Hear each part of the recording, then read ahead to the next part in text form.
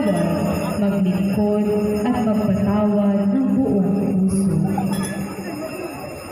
Pagpalain mo po ang aming pamilya, ang aming pamayanan at ang buong mundo, upang sa gitna ng mga pagsubok ay mamuhay kami sa pag-asa at liwanag ng iyong tagumpay. Mabuhay ka, Jesus na aming Panginoon.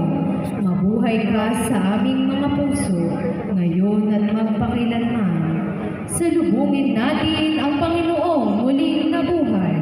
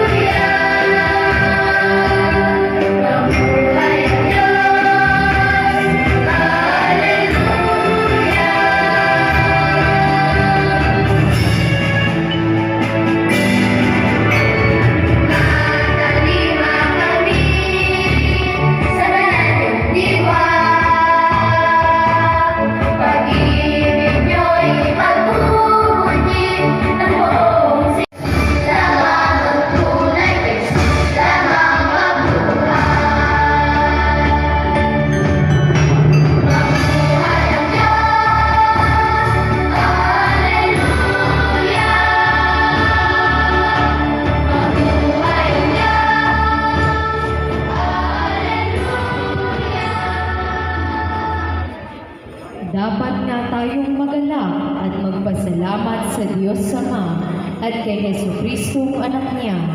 Hinugasan sa dugo ni Jesucristo ang kasamaan ng sangkatauhan.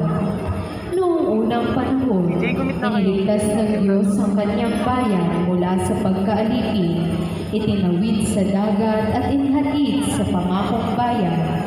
Sa bukang liwayway na ito, ating ipinagdiriwang ang paglaya natin mula sa pagiging alipin ng kasalanan at pagtawid ni Jesucristo.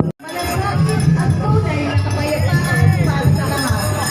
Ito ang aming panalangin. Ay, malaki! Malaki! Na nabubuhay na Yung malaki!